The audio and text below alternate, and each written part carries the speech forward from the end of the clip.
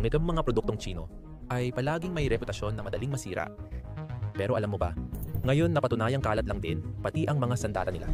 Bigo sila sa Pakistan, Myanmar, at halos lahat ng lugar na napagbentahan nila, kabilang na kamakailan lang sa Iran. Sa nakalipas na 20 taon, mabilis lumago ang industriya ng depensa ng Tsina at binahan nila ang mga merkado sa Asia, Afrika, at gitnang silangan.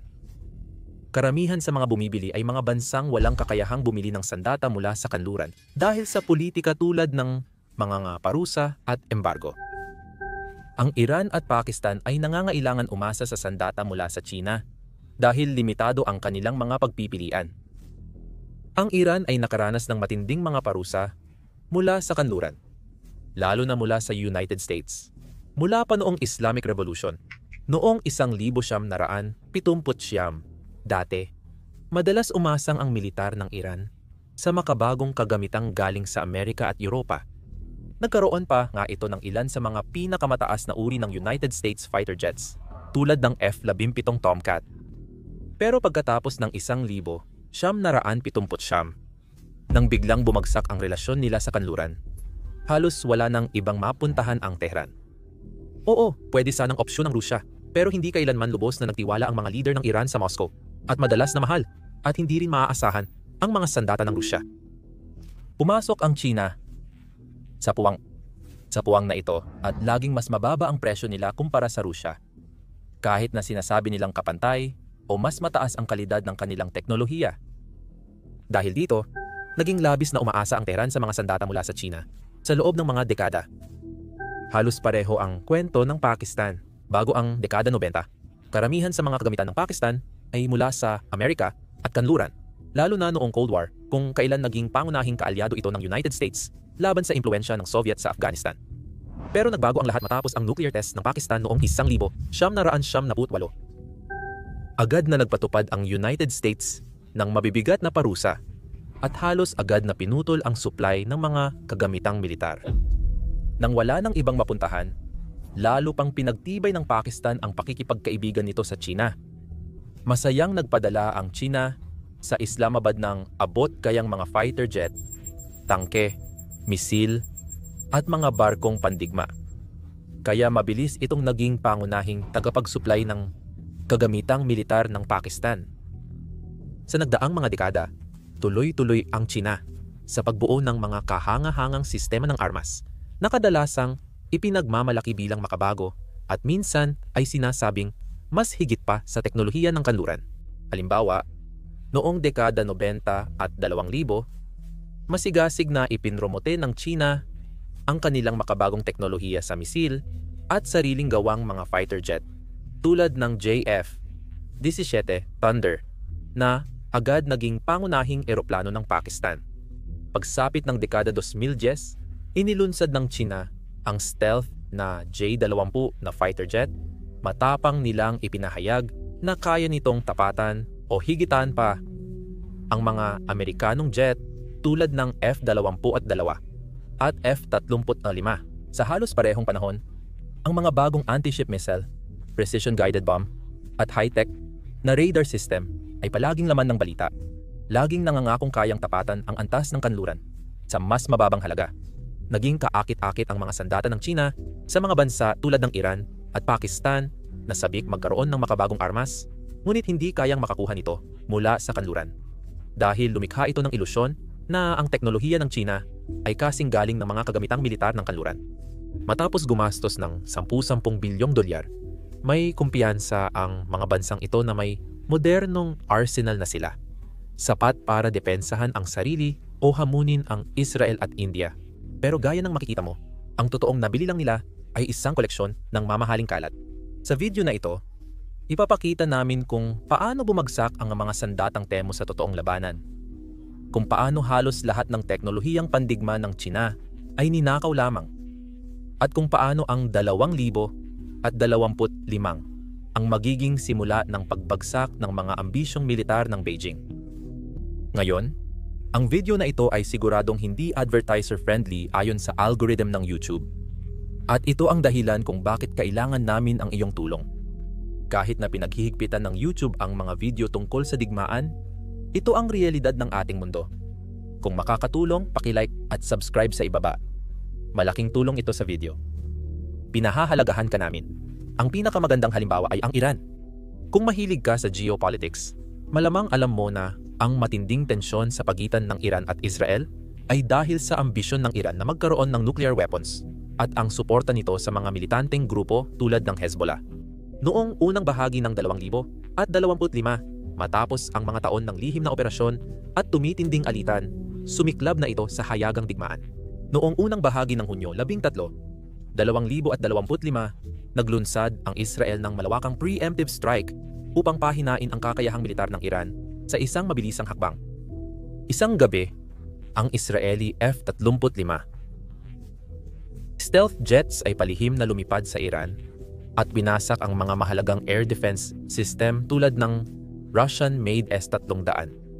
May ilang mga chismis pa nga na sinasabing tinarget din nila ang Chinese JY-10 anti-air command control system at C-802 missile systems. Isang radar na sinasabing kayang subaybayan ang 100 target ng sabay-sabay sa loob ng 800 kilometrong radius.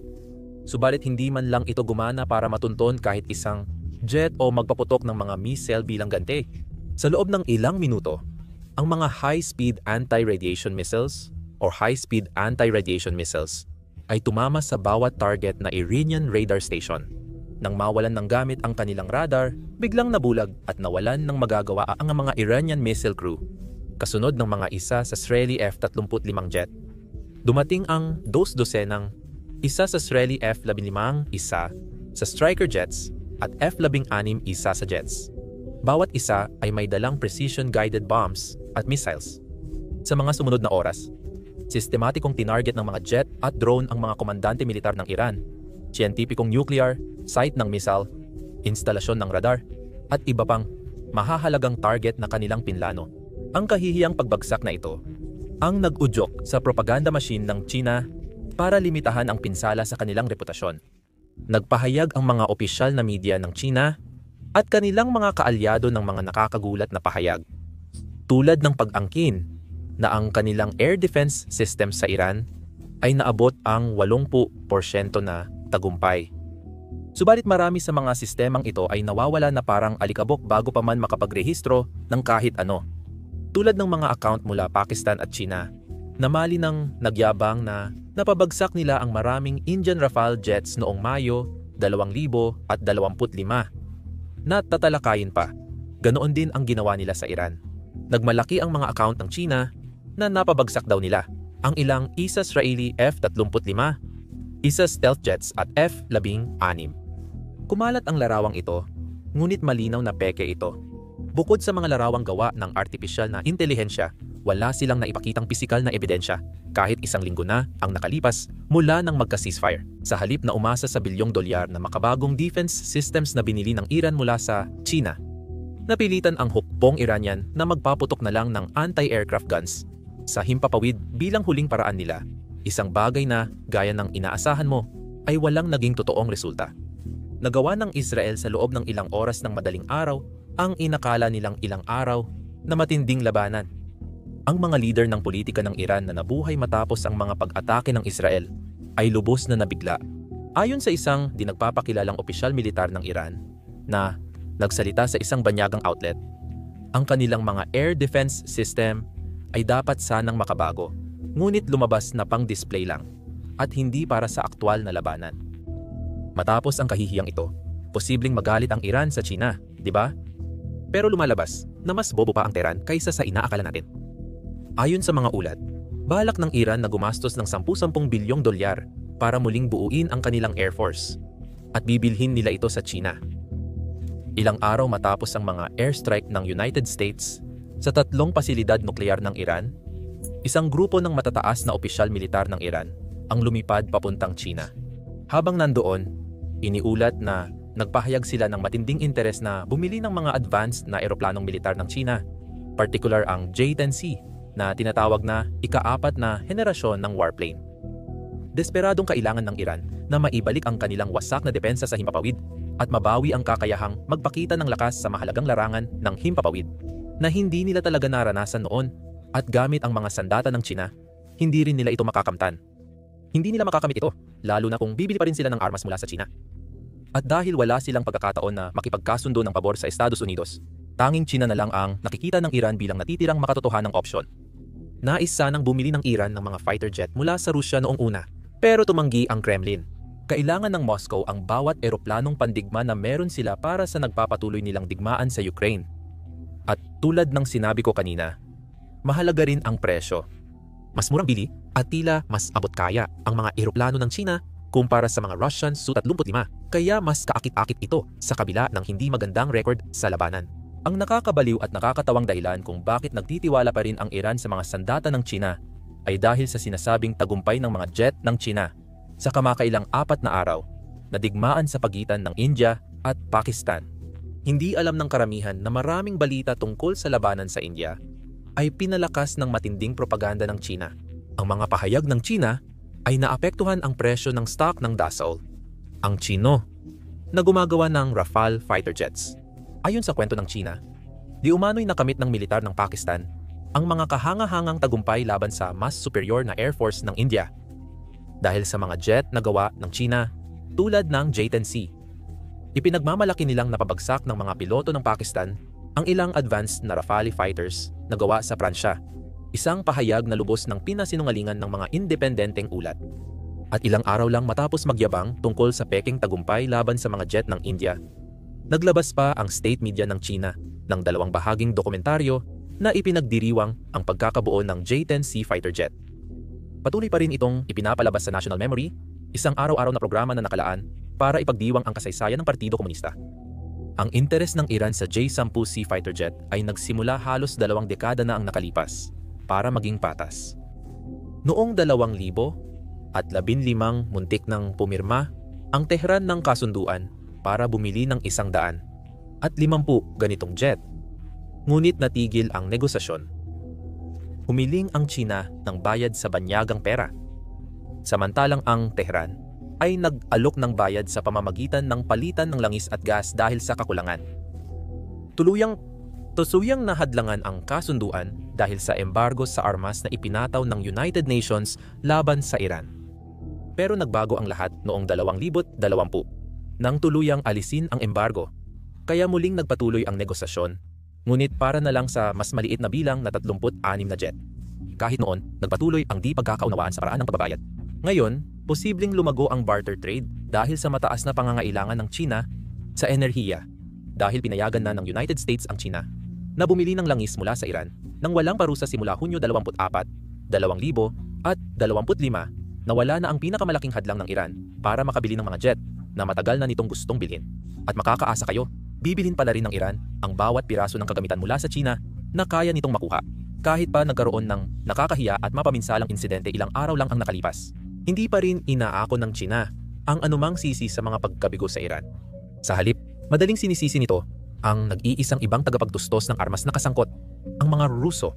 Kahit mga media na konektado sa China, sinisi ang mga Russian S-300 missile batteries ng Iran. Iginiit na maaring naiiba ang resulta kung umasa ang Tehran sa mga sistemang Chino.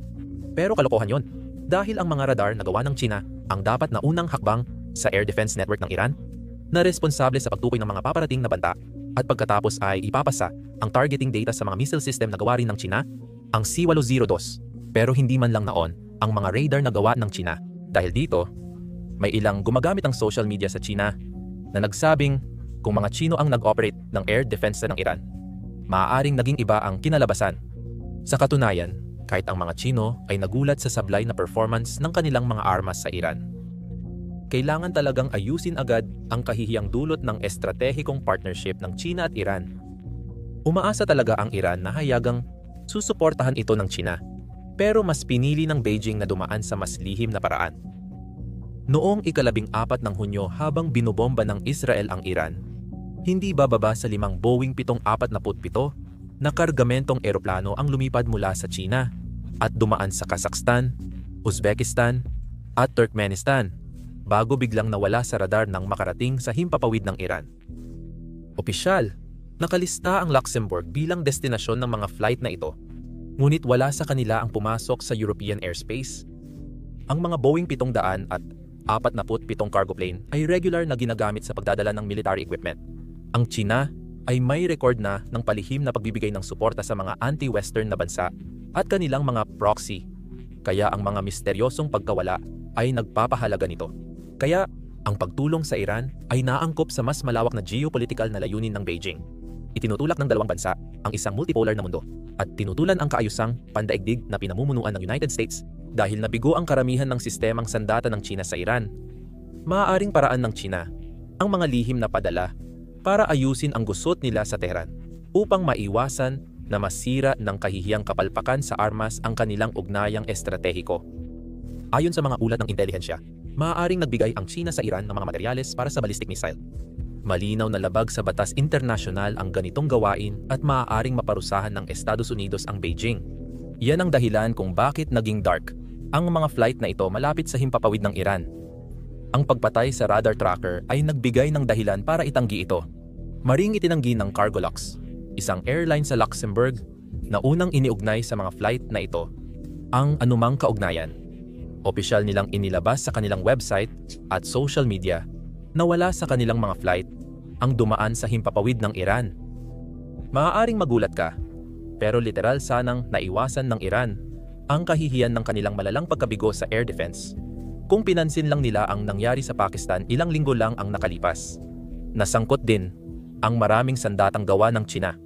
Matapos ang teroristang pag-atake sa Pahalgam, India na pumatay sa 26 na sibilyan, kabilang ang mga babae at dayuhan.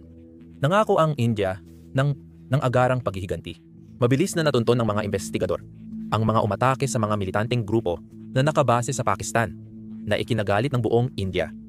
Sa loob ng ilang araw, inilunsad ng militar ng India ang mabilis na ganting atake na Operation Sindoor na tumarget sa mga kampo ng terorista malapit sa mga pasilidad militar ng Pakistan na sumusuporta sa kanila. Ang Operation Sindoor ay naging makabuluhan sa mga kanluraning military analyst dahil nakalusot ang mga missile at eroplano ng India sa mga air defense ng Pakistan na galing sa China. At sa ikinagulat ng lahat, nagawa nila ito ng madali. Kasi, sa ngayon, mga 80% ng pangunahing kagamitang militar ng Pakistan ay diretsong galing sa China. Kasama dito ang magkatuwang na binuong JF-17 Thunder fighter jets. Kamakailan lang nakuha nilang J-10CE fighters. Pati na rin ang mga drone na pandigma, tangke, barkong pandigma, at iba pang mga makabagong kagamitan sa air defense na gawa sa China. Bumili ang Pakistan ng HQ-9 long-range surface-to-air missile system mula sa China para bantayan ang kanilang himpapawid. Mahilig ipagmalaki ng Beijing na kasing galing daw ng sistemang ito ang Patriot ng Amerika o S-300 ng Rusya. Ang HQ-Shampi na ibinenta sa Pakistan ay may abot na 125 km, habang ang mga in-upgrade at mas bagong variant tulad ng HQ-Shambi ay kayang tumama sa mga target na 200 at 50 hanggang 300 km ang layo. Ayon sa marketing ng China, ang bawat HQ Sham na baterya ay mayroong search radars, tracking radars, passive electronically scanned arrays, command vehicles, at missile launchers. Ang isang baterya ay maaring mag-deploy ng hanggang 48 launch vessels na may kabuuang 172 mga misil. Ipinapahayag na kaya nitong saluhin o harangin ang lahat mula sa fighter jet, drone, cruise missiles, at ballistic missiles. Isinama pa ng Pakistan ang HQ-9 sa mas malawak na air defense network na tinatawag na Comprehensive Layered Integrated Air Defense. Comprehensive Layered Integrated Air Defense. Kasama rin sa network na ito ang mga medium-range HQ, 16 missiles, short-range HQ-7, at FM-90 launchers, at FN-6 na portable missile units. Sa papel, ang mga sandatang Chino ay lumikha ng isang high-tech na depensibong harang sa paligid ng Pakistan.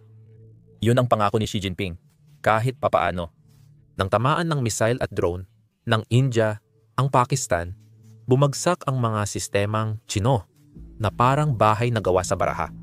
Noong Mayo 8, 2025, 15 araw matapos ang massacre sa Pahalgam, inilunsad ng militar ng India ang mabilis at sabayang pag-atake sa iba't ibang lokasyon sa Pakistan. Batay sa opisyal na pahayag ng India, ang operasyon ay tumagal ng halos 25 minuto. Sa maikling panahong iyon, Matagumpay na tinamaan ng India ang Siyam na pangunahing target, lubos na ikinabigla ng Pakistan. Kabilang sa kanilang pangunahing mga target ang mga training camp at punong tanggapan ng mga militanteng grupo tulad ng Jaish-e-Mohammed at Lashkar-e-Taiba. Ang mga grupong itinuturing ng India na responsable sa teroristang pag-atake sa Kashmir. Isa sa pinakamahalagang unang tinamaan ay ang Chunian Air Base malapit sa Lahore, kung saan nag-deploy ang Pakistan ng kanilang Chinese-made na YLC-8E anti-stealth radar. Pinaputok ng mga Indian jet ang sunod-sunod na anti-radiation missiles sa radar ng Pakistan. Napinsala nito ang kanilang air defense network. Sa parehong sandali, tinatarget ng iba pang India unit ang mga HQ siya missile batteries ng Pakistan na malapit sa pangunahing lungsod at base militar. Ilang araw bago ang operasyon, lihim na nag-deploy ang Indian Army ng mga BrahMos cruise missile sa hangganan. Nang utusan, lumipad ang mga missile ng mababa, direkta patungo sa mga HQ SIAM batteries na nagpoprotekta sa mga estratehikong lugar tulad ng Lahore. Katulad ng Iran kamakailan, mabilis na gumanti ang mga puwersa ng Pakistan gamit ang mga short-range missile at anti-aircraft gun.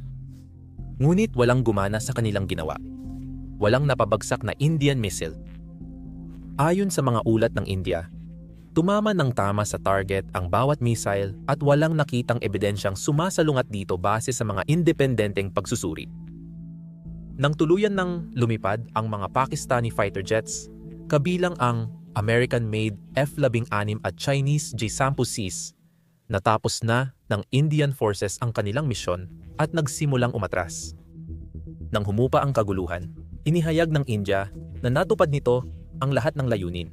Maraming kampo ng terorista ang nabura, mga kilalang leader ng militante ang napatay, at ang mga pag-atake ay nilimitahan upang parusahan lamang ang mga terorista at hindi magsimula ng ganap na digmaan. Bilang suporta, naglabas ang India ng drone footage ng mga target na tinamaan ng eksaktong-eksakto. Sinubukan ng Pakistan na itanggi o maliitin ang pinsala at sinabing alerto ang kanilang militar at kakaunti lang ang mga pagkalugi nito. Parehong may isang malaking kalamangan ang China at Pakistan.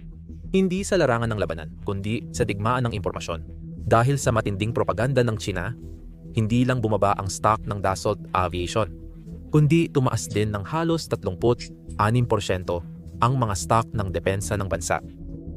Nang lumitaw ang mas maraming independenteng ebidensya at nang aminin ng mga leader militar ng Pakistan na ang supply ng China sa kanilang depensa ay hindi tumupad sa ipinangako, nagsimulang bumagsak ang mga stock ng depensa ng China. Pagkatapos ng tigiputukan noong Mayo 13, mabilis na bumagsak ang Aerospace and Defense Index ng mga 8 hanggang 9% na nagbura ng bilyon-bilyong halaga sa merkado halos magdamag lang. Bumagsak ng mahigit 20% ang presyo ng shares ng Aviation Industry Corporation of China, Chengdu Aircraft, na gumagawa ng J-10 at J-17 jets ng Pakistan mula 75 tuldok 80 yuan noong Mayo, 12 hanggang 76 tuldok 70 yuan, pagkalipas lang ng 2 linggo. Ang Juzhou Hongda Electronics na nagsusupply sa Pakistan ng mga advanced na missile gaya ng PL-15 ay nalugi rin ng humigit kumulang 6% sa kaparehong panahon. Nakakatawa nga, imbes na magalit ang Pakistan sa China sa mahinang performance ng armas, kabaligtaran ang nangyari. Nagngit-ngit ang Beijing kay Islamabad. Sisi ng mga Chino analyst sa Pakistan militar ang kakulangan sa pagsasanay at hindi wastong paggamit, at hindi ang depekto ng mga armas ng China mismo na naging sanhi ng kanilang pagkabigo. Malinaw na labis na napahiya ang China sa harap ng buong mundo dahil sa kapalpakan ng kanilang mga sistema. Pinilit pa ng Beijing ang Islamabad na itago o sirain ang lahat ng ebidensya ng mga kapalpakan ng kagamitan mula China dahil natatakot silang masira ng husto ang reputasyon at negosyo ng China sa pag-e-export ng mga kagamitang pandigma. Pero nagawa na ang pinsala. Kahit anong pagdadahilan ay hindi na maitago ang katotohanan at dapat sana ay natuto na ang Iran. Pero alam mo na ang nangyari. Ngayon, ang totoong problema para sa China ay ang parehong mga radar at missile system na pumalpak ng matindi sa Pakistan ay ginagamit din mismo ng militar ng China. Ang radar na JY-27 na madaling winasak ng India ay ginagamit ng PLA malapit sa lowa ng Ponggongcho sa silangang Ladakh, nasa harap ng mga posisyon ng India sa hangganan ng Himalaya. Alam na ng India kung paano eksaktong labanan ang mga banta ng China at malinaw nilang ipinakita ito. Hindi lang noong 2025, kundi pati na rin noong 2019 at muli noong 2022. Noong Pebrero 2000 at 19 matapos ang Pulwama terror attack, lihim na pumasok ang mga Indian Mirage fighter jets sa himpapawid ng Pakistan at inatake ang kampo ng teroristang Jaish-e-Mohammed sa Balikot. Ang mga radar ng Pakistan na galing sa China ay tuluyang nabigong matukoy o harangin ang mga jet sa tamang oras, kaya nagawang tamaan ng Indian Air Force ang kanilang mga target at makabalik ng ligtas. Ito ang unang malaking palatandaan na may seryosong kahinaan ang mga air defense ng Pakistan na galing sa China. Nagpatuloy ang Islamabad sa pagbili ng karagdagang kagamitan mula sa China. Umaasang luluwag ang kalagayan. Noong Marso 2022, isang Indian BrahMos cruise missile na walang armas ang aksidenteng lumipad sa teritoryo ng Pakistan, di umano'y dahil sa teknikal na pagkakamali. Ngunit may mga naghihinala na sinadya ito ng India upang subukan ang depensa ng Pakistan. Noong una, sinabi ng Pakistan na nasubaybayan ng kanilang mga radar na gawa sa China ang missile mula paglunsad hanggang pagbagsak. Ngunit ito ay nagdulot lang ng mas maraming katanungan. Kung gumagana ang mga radar, bakit hindi sinubukan ng Pakistan na pabagsakin ng missile? Nasubaybayan ba ng mga sistema ang missile mula sa simula? Malalaking babala ang mga insidenteng ito na ang mamahaling Chinese radar at missile systems ng Pakistan ay puno ng mga blind spot at operational na pagkabigo. Iyan ang sinamantala ng India noong Operation Sindur noong 2025 tulad ng ginawa ng Israel sa Iran na may parehong mga kahinaan. Kung magkaroon ng direktang labanan ang India at China sa Himalayan border, malalaman natin kung sadyang walang silbi ang mga Chinese radar at missile o dahil lang ito sa kakulangan ng pagsasanay at kapabayaan ng mga sundalong nagpapatakbo nito. Dito na tayo sa pinakamahalagang tanong. Bakit nga ba bigong-bigo ang mga sandata ng China noong pinakakailangan ito? Bumabagsak ito dahil sa ilang mahahalagang dahilan tulad ng nakaw na disenyo, mahinang quality control, korupsyon at kakulangan ng tunay na karanasan sa labanan. Karamihan sa mga sandata ng China ay halos mga kopya o pinaghalong disenyo ng ibang bansa. Karaniwang nangunguha o kumokopya ang China ng mga disenyo ng ibang bansa, lalo na mula sa United States at Russia, at nire-reverse engineer ito para sa mass production, sa halip na gumugol ng maraming taon at bilyong halaga sa pananaliksik at pagdevelop mula sa simula. Inaabot ng ilang taon bago manakaw ng China ang mga highly classified na teknolohiyang militar, at ilang taon pa para pag-aralan at i-reverse engineer ito. Dahil sa mabagal at hindi epektibong proseso, kadalasang laos na ang mga gamit ng China pag nailalabas at nahihirapan pa rin silang kopyahin at gayahin ito ng maayos dahil hindi sila magaling sa reverse engineering. Kahit kaya ng China gumawa ng katulad na bagay, hindi ito nangangahulugang galing na rin ito. Halimbawa na lang ang HQ, siyam na long-range missile systems na pumalpak ng husto sa Pakistan. Ipinagmamalaki ng China na kayang tapatan ng sistemang ito ang S-300 ng Rusya at ang Patriot missile defense ng Amerika. Pero hulaan mo kung bakit nila ginawa ang paghahambing na yon? Dahil ang HQ-9 ay literal na ginawa mula sa ninakaw na disenyo ng Russian S-300 at may ilang bahagi pa na hiniram mula sa Patriot. Ang problema ay ang pagkopya ng China sa mga sandata tulad ng S-300 at Patriot ay hirap dahil sa kanilang komplikadong kodigo, mahabang pagsubok, eksaktong integrasyon at patuloy na pagpapahusay. At iyan mismo ang dahilan kung bakit madalas na pumapalya ang kanilang kagamitan sa totoong labanan. Halos ganito rin ang nangyayari sa mga pangunahing platforma ng sandata ng China. Ang J-11 na fighter jet ay halos lisensyadong bersyon ng Russian Sukhoi Su-27. Kahit walang pahintulot mula sa Russia, nagpatuloy ang China sa paggawa nito nang mag-expire ang kasunduan sa lisensya. Kinopya lang nila ang kasalukuyang disenyo, pero nahirapan talaga sila nang sinubukan nilang pagandahin o i-upgrade pa ito. At narito naman ang carrier-based jet ng China, ang J-15. Mga inhinyerong Chino, literal na nag-reverse engineer ng Su-33 jet ng Russia mula sa prototype na palihim binili nila sa Ukraine. Subalit, ang pagkopya ng eroplano mula dekada 1980 ay hindi naging madali tulad ng inasahan nila.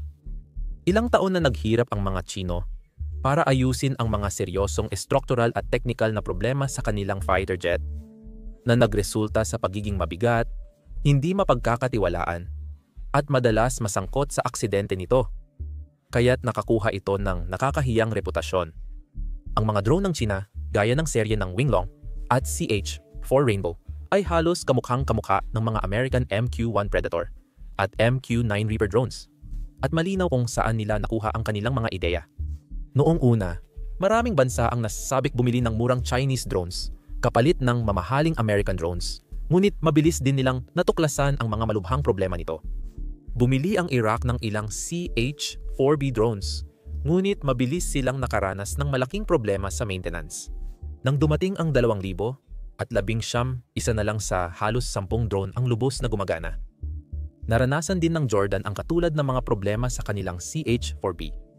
Matapos ang ilang taon, labis silang nadismaya sa performance at pagiging maaasahan ng mga drone kaya't hindi na nila ito pinalipad at sinubukang ibenta. Hindi lang ito problema sa mga eroplano at drone, kundi pati na rin sa halos lahat ng tangke, armored vehicles, artillery systems, at mga misil ng Tsina. Halimbawa, ang mga unang pangunahing tangke ng Tsina, tulad ng Type 59 at Type 69, ay mga binagong version lang ng lumang Soviet T-54 at T-55. Kahit ang mga mas bagong modelo gaya ng Type 99 ay hiniram ng malaki ang disenyo mula sa mga tangke ng Russia at gumagamit ng teknolohiyang kinopya mula sa kanluran na hindi maayos ang pagkaka-integrate. Ganito rin ang sitwasyon sa mga artillery system at rocket launcher ng Tsina. Halimbawa, ang Chinese PHL-3 na multiple rocket launcher ay direktang kinopya mula sa BM-30 Smerch rocket system ng Russia. Kinopya nila ang orihinal na disenyo ng Russia, pinalitan lang ng pangalan, at ginawa ng walang malaking pagbabago. Ang kasaysayan ng pagnanakaw at pangungopya ay nangangahulugan na bihira maging nangunguna ang mga sandata ng Tsina. Sa halip, palaging isang hakbang sila sa likod, pilit humahabol. Di sapat ang simpleng pagkopya ng makabagong teknolohiya. Ang tumpak na inhenyeriya, masusing pagsubok, pagpipino, at integrasyon ng mga subsistema ay kritikal sa pagganap ng isang sandata. Mga aspetong kadalasang kulang sa mga sandatang Tsino. At tulad ng ipinakita ng mga kamakailang kabiguan sa Iran at Pakistan, kapag naharap sa totoong labanan ang mga kinopyang sandatang ito, tuluyan silang bumibigay. Ang mga kinopyang sandata ng Tsina ay maaaring mukhang kahanga-hanga sa papel o propaganda video. Ngunit kung hindi naiintindihan ang komplikasyon nito, wala itong silbi kundi maging mamahaling basura. Tutunghayan natin ang isa pang dahilan ng pagpapalya ng mga sistemang Tsino, korupsyon at kulang na kontrol sa kalidad. Kahit na matagumpay ang Tsina sa pagkopya ng ilang bagay, madalas na nasisirang progreso nila dahil sa korupsyon sa kanilang sistema. Pinakakagulat na halimbawa noong huling bahagi ng 2023 nang inulat ng intelihensya ng United States na ang ilang strategic missile ng Tsina ay nilagyan ng tubig sa halip na rocket fuel o ordinaryong tubig lang. Iniulat ng mga Amerikano na natuklasan nila ang buong mga missile silo field na may mga sira o depektibong takip na dapat ay pipigil sa mga missile na mailunsad ng maayos sa oras ng krisis. Isipin ang kalagayan sa loob kung ang mga mahalagang estratehikong sandata para sa seguridad ng Tsina ay nasisira dahil sa korupsyon at kapabayaan. Dahil sa laki ng eskandalong ito, kinailangan pang makialam ni Pangulong Xi Jinping ng Tsina. Sinibak o dinisiplina niya ang 12 matataas na opisyal ng militar, kabilang ang mga commander ng Elite Rocket Force na namamahala sa mga estratehikong misil.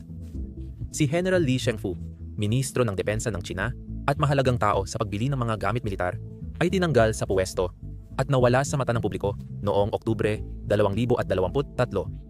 Ang mga aksyong ito ay nagpapakita ng lalim at lawak ng katiwalian sa hanay ng militar ng Tsina. Naniniwala ang mga analista ng United States na ang mga natuklasang ito ay lubos na nayanig ang tiwala ni Xi sa sariling militar, kaya maaring mag-atubili ang Tsina na magsagawa ng agresibong aksyong militar sa malapit na hinaharap dahil hindi na sila tiyak kung gagana ang kanilang mga makabagong misil at radar kung kakailanganin. Di lang katiwalian ang problema, lagi ring pinahihirapan ng mababang pamantayan sa paggawa ang mga sandata ng Tsina. Paulit-ulit na nag-ulat ang mga dayuhang mamimili ng matitinding problema sa kalidad. Madalas masira ang mga makina bago ang inaasahang tagal ng buhay nito. Biglang pumapalya ang mga electronics, o minsan natatanggal ang mga armor panel sa mga sasakyan. Inamin ng mga piloto ng Pakistan Air Force na ang kanilang mga JF-17 jet na gawa sa China ay nangangailangan ng mas madalas na maintenance at pagkukumpuni kumpara sa kanilang mas lumang F-16 na gawa sa Amerika. Ang unang batch ng mga fighter jet na gawa sa China na ipinadala sa ibang bansa ay nagpakita ng mataas na bilang ng mga bumabagsak na eroplano. Isa pang babala. Kung natuklasang tubig lang ang laman ng mga critical na strategic missile ng China, isipin mo pa ang kalidad ng mga armas na kanilang ine-export. Napagtakpan ng China ang mga isyong ito ng matagal dahil hindi pa sila nakikidigma sa malaking digmaan sa loob ng mahigit 4 na dekada. Di pa talaga nasubok sa labanan ang kanilang mga armas. Ang mga sistema ng kanluran at Rusya ay nasusubukan sa mga tunay na labanan. Kahit hindi tuluyang napigilan ng Russian-made S-300 at S-400 air defense system sa Syria, ang mga airstrike ng Israel, nagkaroon pa rin sila ng ilang tagumpay. Sa kasaysayan, kahit lumang air defense ay nakakatsamba minsan ng tama. Isang missile system ng Serbia mula dekada 1960 ang sumikat ng mapabagsak nito. Ang United States Stealth F-100 at 17 Nighthawk noong digmaan sa Kosovo, 1900, 1979. Samantala, ang mga radar at missile mula China na ginamit sa Iran at Pakistan ay hindi man lang nakatsamba ng isang tama na nagpapatunay sa kahinaan ng mga sandatang ito. Bakit patuloy pa ring bumibili ng mga sandata mula China ang mga leader ng Iran at Pakistan kahit paulit-ulit silang pumapalpak? Simple lang naman. Malalim din ang korupsyon sa mga bansang bumibili. Kadalasang may kasamang malalaking pautang o pabor diplomatiko ang mga kasunduan sa armas ng China, tulad ng mga pamumuhunan sa China-Pakistan Economic Corridor. Kaya't napakaakit nito para sa mga gobyernong kapos sa pera at kumikita rin ang kanilang mga politiko. Mas mataas na ang nakataya para sa China ngayon. Ang Beijing ay may ambisyon na hindi lang maging regional na kapangyarihan, kundi pati na rin pandaigdigang kapangyarihan. At malaking bahagi ng estratehiyang iyon ang pag-e-export ng armas at ang reputasyon ng kanilang teknolohiyang militar. Isa na sila sa ika-4 na pinakamalaking tagapagluwas ng armas sa mundo. Ngunit ang mga kamakailang pangyayari ay labis na nakasira sa kanilang kredibilidad. Matapos makitang pumalpak ang kanilang mga armas sa tunay na labanan, maaaring mag-isip na nang mabuti ang mga potensyal na mamimili. Ramdam ang pinsala sa bansa. Ipinagmamalaki ni Pangulong Xi ang pagtatayo ng world-class na militar sa kalagitnaan ng siglo. Kaya't naging haligi ng pambansang pagmamalaki ng China ang lakas militar. Ang mga bigo at nakakahiyang operasyon sa Pakistan at Iran, kasabay ng mga iskandalo ng katiwalian tulad ng mga misil na pinuno ng tubig, ay sumisira sa kwento ni Xi sa loob ng China. Batay sa nakaraan, sa kabila ng mga pinag-aaralan nila mula sa mga kapalpakan, mukhang hindi pa rin magkakaroon ng mahalagang pagbabago sa China sa malapit na hinaharap. Kung talagang gusto ng China na gumawa ng maasahan at subok na mga sandata, may sapat silang yaman para gawin ito. Ngunit malamang na hindi sila gagawa ng seryosong pagbabago hanggat hindi sila napipilitan.